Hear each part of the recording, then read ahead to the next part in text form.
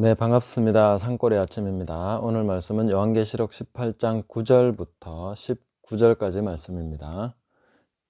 그와 함께 음행하고 사치하던 왕들이 그가 불타는 연기를 보고 위하여 울고 가슴을 치며 그의 고통을 무서워하여 멀리 서서 이르되 화있도다 화있도다 큰 성 견고한 성 바벨론이여 한 시간에 내 심판이 이르렀다 하리로다. 땅의 상인들이 그를 위하여 울고 애통하는 것은 다시 그들의 상품을 사는 자가 없음이라. 그 상품은 금과 은과 보석과 진주와 세마포와 자주 옷감과 비단과 붉은 옷감이요 각종 향목과 각종 상아 그릇이요 값진 나무와 구리와 철과 대리석으로 만든 각종 그릇이요 계피와 향료와 향과 향유와 유향과 포도주와 감람유와 고운 밀가루와 밀이요 소와 양과 말과 수레와 종들과 사람의 영혼들이라.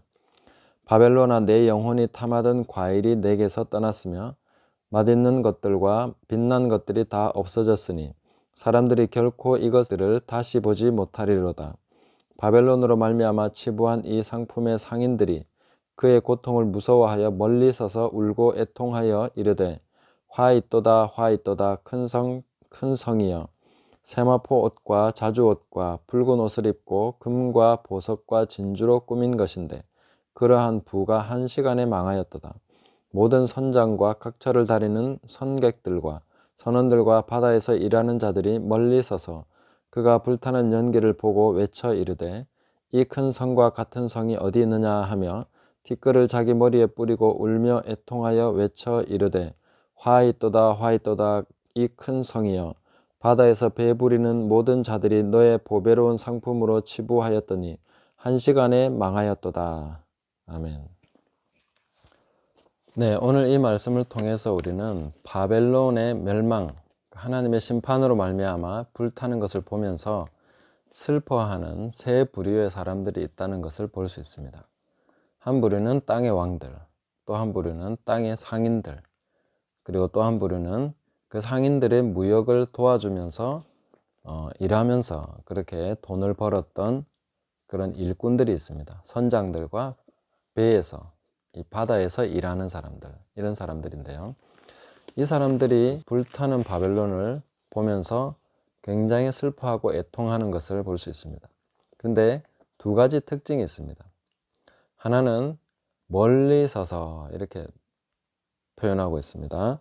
10절에도 멀리 서서, 또 15절에도 멀리 서서, 17절에도 멀리 서서, 전부 다 멀리 서서 강 건너 불구경 하듯이, 정말 강 건너에서 불구경하듯이 구경하고 있는 것이죠. 그러면서 애통하고 있습니다. 여기 서서라는 단어는 헬라어로 히스테미라는 단어를 썼는데, 이 단어는 뭔가 해야 되는데 하지 않고 있는 상태, 좀 수동적인 그런 서 있는 상태를 표현하는 단어로 보입니다. 그래서 사실 불타고 있으면 어떻게 해야 됩니까? 강 건너 불구경 한다는 말은 도와줘야 되는데 뭔가 직접적으로 불을 끄든지 가서 뭔가를 해야 되는데 안 하고 있는 상태, 남의 일 보듯이 하고 있는 그런 상태를 강 건너 불구경한다, 이렇게 얘기하죠. 그러니까 바벨론에 굉장히 밀접하게, 사실 바벨론이 음녀가 이런 왕들과 상인들과 더불어서 음행하였는데, 그렇게 했던 사람들, 평소에는 그렇게 친하다고 생각하고 사랑을 나누었다고 생각하고 하나로 연합됐다고 생각했던, 운명 공동체라고 생각했던 이런 사람들이 이제는 멀리 서서, 그리고 화를 당하고 심판을 당하고 있을 때에 멀리 서서 있다는 것입니다. 다가오지 않는다는 것입니다. 가까이에는 아무도 없다는 것입니다. 사실 이 불타고 있는 이 순간에 음녀의 주변에는 아무도 없습니다. 도와줄 리가 하나도 없다 하는 것입니다. 이것이 바로 이 하나님 없이 하나됨, 그 하나님 없이, 예수님 없이 끼리끼리 서로 코드가 맞는, 또 혹은 취미가 맞는 인간적인 그런 연합의 결과다, 이렇게 슬픈 자화상이다, 이렇게 볼 수가 있습니다. 정작 정말 필요한 순간에 아무도 옆에 없는 것이죠. 정말 외롭고 고통스러운 순간에 아무도 옆에 있지 않는 것이죠. 이것이 바로 잘못된 연합, 음행의 민낯이다, 이렇게 볼 수가 있는 것입니다. 그리고 또 하나의 특징은 이들이 정말 슬퍼하고 애통하고 있는데 누구를 위해서 슬퍼하고 있는가, 누구를 위해서 애통하고 있는가 하는 것을 살펴보면 이건 정말 기가 막힌 일입니다. 그와 함께 음행하고 사치하던 땅의 왕들이 그가 불타는 연기를 보고 위하여 울며 가슴을 치면서 울고 있는데, 그런데 뭐 하는 게 아무것도 없고 왕들은 그냥 멀리 서서 이 큰 성, 견고한 성 바벨론이 1시간에 내 심판에 이르렀다 말만 하고 있는 것이죠.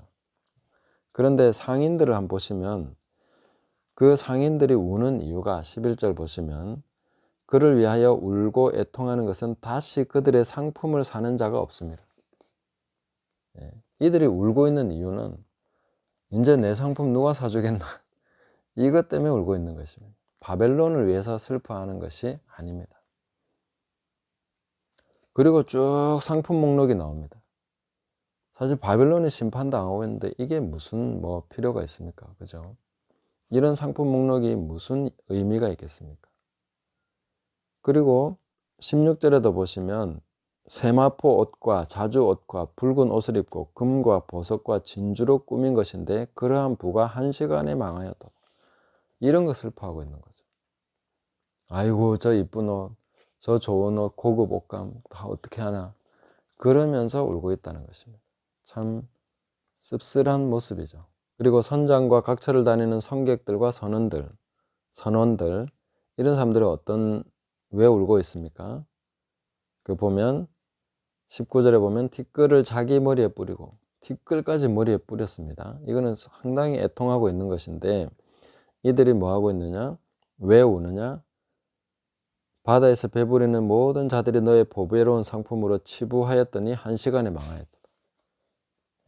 치부했는데, 니 때문에 돈 벌었는데 이제 어디서 돈 버냐, 이러면서 울고 있다는 것이죠. 얼마나 참 슬픈 장면입니까? 이런 것이 바로 하나님 없이 하나된, 하나님 없이 음행하고 사치하였던 그런 연합관계, 그런 친밀한 관계의 결말이다. 그 친밀한 관계의 민낯이다, 이렇게 우리가 볼 수가 있겠습니다. 그래서 오늘날 우리도 사실 모든 관계를 이런 관점에서 점검을 해봐야 됩니다.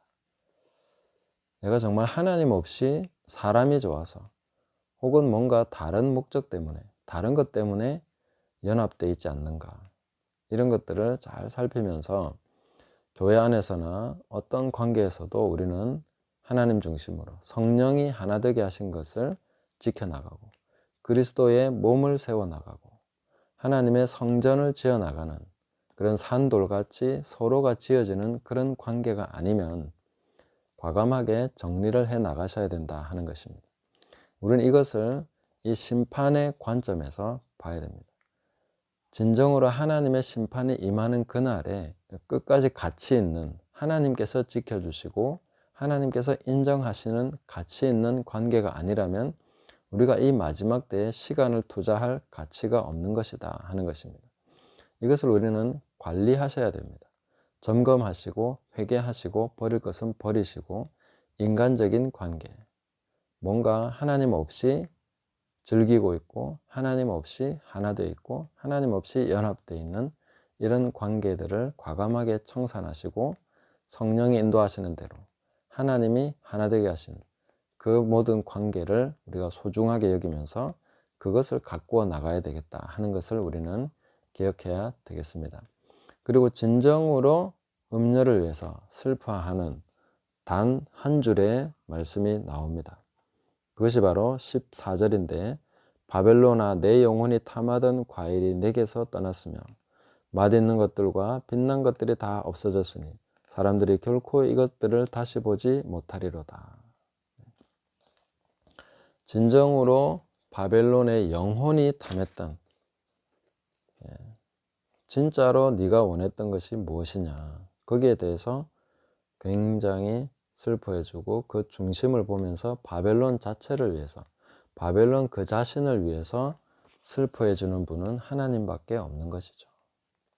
심판받고 있는 그 바벨론을 바라보시면서 네 영혼이 저런 것들을 탐하더니 이제는 그것도 떠나갔구나 하는 것을 애통해 하시면서 사람들이 이제 너와 함께 이 모든 것을 누리지 못할 것이다 하는 것을, 이 음행을 그치게 하신 하나님께서 슬퍼하시면서 바벨론을 위해서 울어주시는 것이죠.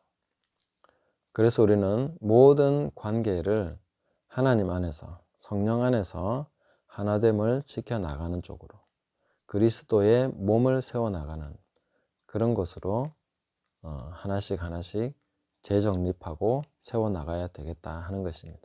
진정으로 내 마음을 알아주시고 진정으로 내 영의 필요를 아시고 내 모든 것을 돌보시는 분은 하나님밖에 없습니다.